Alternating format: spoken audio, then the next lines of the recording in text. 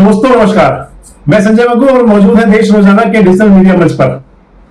दोस्तों मैं आपसे लगातार बात कर रहा हूं फरीदाबाद लोकसभा सीट को लेकर कि आखिर फरीदाबाद लोकसभा सीट पर क्या हो रहा है। फरीदाबाद लोकसभा सीट जिसके अंदर की विधानसभा की 9 सीटें हैं, इन 9 विधानसभा की सीटों पर इस समय किस प्रकार के हालात बने हुए हैं, कौन से प्रत्याशी के पक्ष में मामला मुफीद बन रहा है, महेंद्र प्रताप आगे निकल सकते हैं या कृष्णपाल गुर्जर फतह कर सकते हैं, इस सब को लेकर मैं आपसे लगातार चर्चा में हूं। मैंने आपसे पिछले दिनों बात की फरीदाबाद की तिगांव विधानसभा की और अथीन विधानसभा की। तिगांव के बारे में मैंने आपसे ये कहा था कि तिगांव मेमना महाराजपुर से निकली हुई वो सीट है जहां पर ये दोनों दिग्गज लगातार 15 साल टकराते रहे। 1996 से लेकर के और 2004 तक का चुनाव इन दोनों ने आमने सामने लड़ा, 3 चुनाव। और उसी मेमना महाराजपुर से निकली है 3 विधानसभा सीटें, एक तिगांव, दूसरी बड़खल और तीसरी एनआईटी। यानी कि तीनों विधानसभाओं में उनका असर है। तिगांव की मैंने आपसे बात की थी। आज मैं आपसे बात करने चला हूं बड़खल और एनआईटी विधानसभा। अगर दोनों को मान लें तो परिसीमन के बाद यानी कि 2007 के बाद दोनों का स्वरूप बदला था। बड़खल नई विधानसभा सीट बन गई थी और एनआईटी पुराने स्वरूप से बदलकर नए रूप में आ गई थी। आज मैं आपसे इस वीडियो में चर्चा करूंगा उन्हीं दोनों विधानसभा की, बड़खल और एनआईटी की। पहले आपसे बात बड़खल की कर लूं। बड़खल नाम की विधानसभा 2009 के चुनाव में हरियाणा के राजनीतिक गलियारे में, राजनीतिक तस्वीर में सामने आई। और बड़खल विधानसभा में इस समय तक 3 विधायक बन चुके हैं। 3 बार विधानसभा चुनाव हुए। 3 विधायक मैंने इसलिए बोला कि जब 3 बार चुनाव हुए तो विधायक 3 ही बने, लेकिन यहां पर 2 बार विधायक सीमा त्रिखा बनी है भारतीय जनता पार्टी की, 2014 और 2019 में। और 2009 में यहां से विधायक बने थे महेंद्र प्रताप सिंह। महेंद्र प्रताप सिंह उस समय हुड्डा सरकार में मंत्री बने थे और इस समय आजकल वर्तमान में सीमा त्रिखा मंत्री हैं, आजकल नायब सैनी सरकार में, बड़खल विधानसभा क्षेत्र से। आपसे मैं पहले बड़खल की बात ही करता चलूं कि इस बड़खल विधानसभा में 2 चुनाव 2014 और 2019। 2014 का चुनाव हारे थे महेंद्र प्रताप खुद, और उसके बाद उन्होंने राजनीति से अपने आप को थोड़ा सा दूर कर लिया था।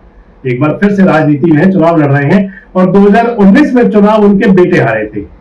2014 के चुनाव में तो अंतर ठीक ठाक था, लेकिन 2019 का विधानसभा चुनाव विजय प्रताप और सीमा त्रिखा के बीच बहुत कांटे की फाइट का था। सीमा त्रिखा चुनाव तो जीत गई थी, लेकिन बताते हैं कि उस चुनाव के अंदर कई प्रकार की राजनीति थी।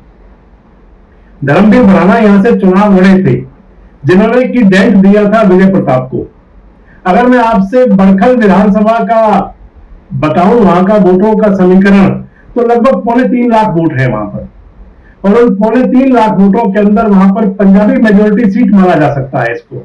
बड़ी संख्या में पंजाबी मतदाता है, गुर्जर मतदाता है, लगभग 20,000 के आसपास में मतदाता है, लगभग 25-26 हजार यहाँ पर दलित मतदाता है।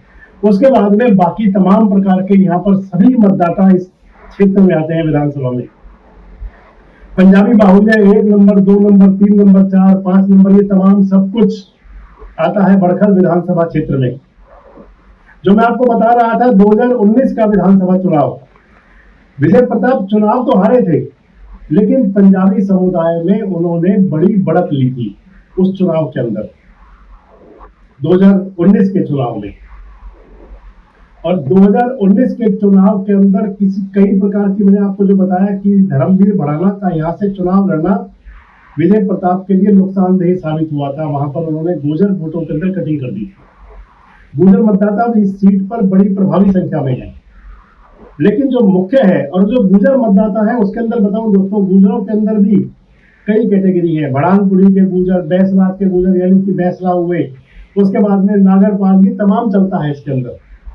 और यहाँ पर जो यानी कि बड़खल विधानसभा में है वो बढ़ानपुरी का ज्यादा पड़ता है। बढ़ाना मतदाता यहाँ पर ज्यादा है। और महेंद्र प्रताप जो बढ़ाना गोत्र, बढ़ाना पाल से आते हैं। इसी विधानसभा में आता है पाली, जहां पर दोनों नेताओं ने, महेंद्र प्रताप और कृष्णपाल गुर्जर, दोनों ने अपना पूरा शक्ति परीक्षण हुआ था। इस लिहाज से मैं कह रहा हूं, अगर मैं आपसे बड़खल की बात करता चलूं तो बड़खल विधानसभा पर, हालांकि दोनों दावा कर रहे हैं अपना महेंद्र प्रताप की दावा कर रहे हैं, उनके समर्थक कह रहे हैं कि हम इस सीट पर काफी आगे रहेंगे। वहीं कृष्णपाल गुर्जर के समर्थक कहते हैं कि वो इस सीट पर आगे रहेंगे। लेकिन दो तीन फैक्टर मैं बताऊं जो इस चुनाव में प्रभावित करेंगे इस चुनाव को। अगर मैं बड़खल की बात आपसे करता चलूं तो 2 विधानसभा चुनाव हारे हैं पिता पुत्र, और राजनीति के अंदर सिंपैथी का, सहानुभूति का एक बहुत बड़ा एक अलग से रोल हुआ करता है। लोगों के अंदर ये सिंपैथी भी है कि 2019 का चुनाव जो था, विजय प्रताप जो हार गए थे, उन्हें चुनाव हराने के लिए कई प्रकार की शक्तियां लग गई थी। और ये सिंपैथी यानी कि महेंद्र प्रताप भी हारे और विजय प्रताप भी हारे। बड़खल विधानसभा में इस समय ये वाला मामला भी चल रहा है। दूसरी तरफ यहाँ पर सीमा त्रिखा जो विधायक हैं यहाँ पर 2 साल बार से लगातार, मैं सोशल मीडिया पे कई प्रकार के उनके वीडियोस भी देख रहा था जिसके अंदर उनके लिए कई प्रकार की बातें की गई। हालांकि हम उन वीडियोस की पुष्टि नहीं करते, इसलिए हम आपको दिखा भी नहीं रहे। लेकिन यहाँ कहा जा रहा है कि सीमा त्रिखा का बहुत भारी विरोध है और वो विरोध कहीं आड़े आ सकता है। भारतीय जनता पार्टी के लिए एक और जो परेशानी वाली स्थिति है वो ये है कि यहाँ पर पार्टी के नेताओं के बीच गुटबाजी है। पार्टी के जिलाध्यक्ष राजकुमार बोहरा वो यहीं से आते हैं, यहीं पर सीमा त्रिखा है, और कुछ नेता यहाँ पर दावेदारी कर रहे हैं। राजन मुर्तेजा है और भी कुछ लोग हैं जो पार्टी की टिकट की दावेदारी करते हैं। और बड़खल ही ऐसा क्षेत्र है दोस्तों जहां पर कि दशहरा का विवाद था। इन सबको देखते हुए बड़खल विधानसभा को लेकर कई सारी कंट्रोवर्सीज है। इस लिहाज से मैंने अगर कहा कि अगर सिंपैथी लहरवा काम करती है तो फिर वहां पर महेंद्र प्रताप फायदे में रहेंगे। अगर भारतीय जनता पार्टी की जो विधायक है सीमा त्रिखा का, हालांकि बीजेपी ने डैमेज कंट्रोल की पूरी कोशिश की है, पूरा प्रयास हुआ है। मनोहर लाल भी यहाँ पर आए चुनाव प्रचार करने के लिए, नायब सिंह सैनी भी आए, कृष्णपाल गुर्जर भी खुद हाथ गाड़ कर लगे हुए हैं। बड़ी छोटी सब प्रकार की सभाएं हो रही हैं। कहीं पर्दे के पीछे ये भी संदेश दिया जा रहा है कि भैया सीमा त्रिखा की नाराजगी का बदला मत ले लेना। 10 साल कैंटीन इनकम्बेंसी भी है। जो मैंने आपको बताया कि बीजेपी नेताओं के बीच थोड़ी बहुत गुटबाजी भी, अगर ये प्रभावी हुई तो दिक्कत हो सकती है। लेकिन तमाम अगर यहाँ का बड़खल का लोगों से, मतदाताओं से बातचीत करें, मेरी सैकड़ों लोगों से यहाँ पर बाजार में घूमते हुए टहलते हुए जब लोगों से मिजाज पूछा तो मैं आपको बता दूं कि बड़खल के लोग एक तो आसानी से सीधे सीधे मुंह नहीं खोल रहे कि किसको वोट देंगे, सीधे सीधे नहीं बता रहे। लेकिन जब घूम फिर के बात आती है, घुमा फिरा के आता है, तो फिर आता है कि स्थानीय मुद्दे चुनाव को प्रभावित करेंगे, और स्थानीय मुद्दे प्रभावित करेंगे तो फिर जो पिछले चुनाव परिणाम थे कहीं उनमें थोड़ी समस्या बन सकती है। इस लिहाज से मैं कह रहा हूं कि बड़खल विधानसभा में ये 3-4 यहाँ के जो लोकल फैक्टर्स हैं, महेंद्र प्रताप और विजय प्रताप के प्रति सिंपैथी, सीमा त्रिखा के प्रति लोगों का विरोध, इसके साथ साथ वहां पे जो बीजेपी की लोकल लीडरशिप है उनकी गुटबाजी, अगर ये सब हुए तो फिर कृष्णपाल गुर्जर जी के लिए थोड़ी सी परेशानी बन सकती है। अब अगर अगली सीट की बात करूं एनआईटी की, एनआईटी विधानसभा में लगभग 2.5 लाख वोट है। यहाँ 2.5 लाख वोट में लगभग 40,000 के आसपास में मुस्लिम मतदाता है। यहाँ पर जाट मतदाता भी है, लगभग 20,000 यहाँ पर एससी मतदाता है। यहाँ पर पूर्वांचल का मतदाता भी बड़ी संख्या में है। अगर एनआईटी की बात करूं तो 2009 में परिसीमन के बाद जो पहला चुनाव हुआ था, जो मैंने कहा कि स्वरूप बदला, तो 2009 के चुनाव में यहाँ से पंडित जी जीते थे, पंडित शिवचरण शर्मा इंडिपेंडेंट कैंडिडेट बनके बतौर चुनाव जीत गए थे। 2014 का विधानसभा चुनाव यहाँ से नगेंद्र भड़ाना जीते थे इंडियन नेशनल लोकदल के कैंडिडेट के तौर पर, और वो बाद में उन्होंने इनेलो छोड़ी, बीजेपी में शामिल हो गए। 2019 के चुनाव में यहाँ पर फिर पंडित शिवचरण शर्मा के सुपुत्र नीरज शर्मा विधायक बन गए थे, और नीरज शर्मा से चुनाव जो हारे थे वो नगेंद्र भड़ाना हारे थे बीजेपी के कैंडिडेट के तौर पर।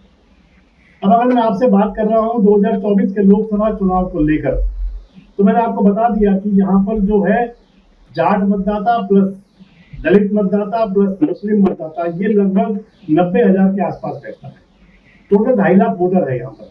फिर पूर्वांचल का मतदाता यहाँ पर, उसके बाद में यहाँ पे छोटे मोटे सभी हैं, सिख समाज से भी हैं, थोड़ा बहुत पंजाबी समाज से भी हैं, फिर यहाँ पर जोगी बस्तियां भी हैं, यहाँ पर पूर्वांचल समाज का वोट भी बड़ी तादाद के अंदर है।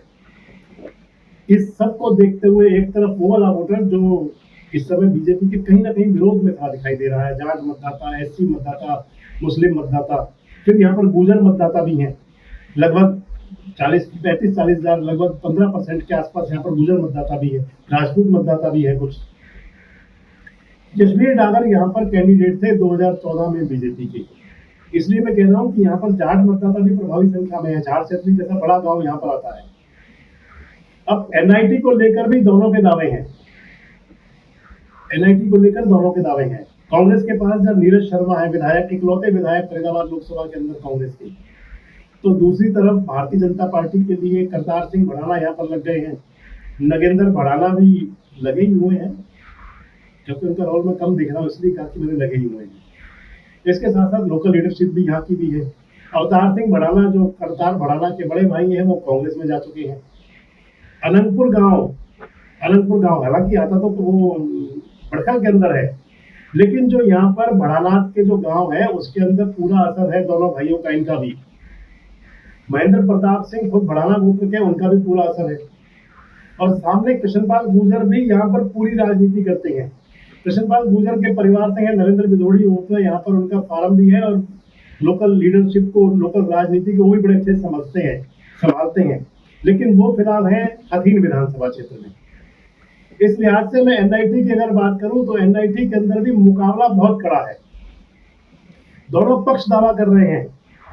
महेंद्र प्रताप भी दावा कर रहे हैं कि यहाँ पर महेंद्र प्रताप के समर्थक कह रहे हैं कि वो आगे रहेंगे, और कृष्णपाल गुर्जर के समर्थक दावा कर रहे हैं कि वो आगे रहेंगे। और यहाँ का भी बता दूं मैं आपको, एनआईटी का भी आपको बता दूं कि जो मतदाता है वो बिल्कुल खामोश है।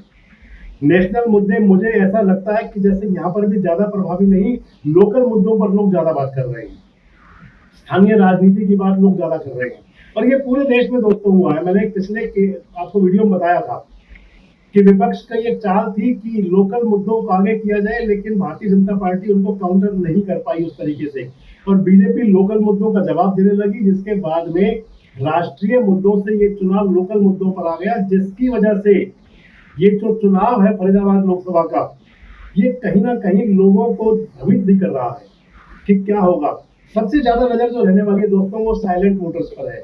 सबसे ज्यादा नजर जो रहेगी वो उन वोटर्स पर है जो मतदान के दिन और मतदान से 24 घंटे पहले स्विंग करता है, अपना मूड बनाता है, अपना मन बनाता है क्या करना है।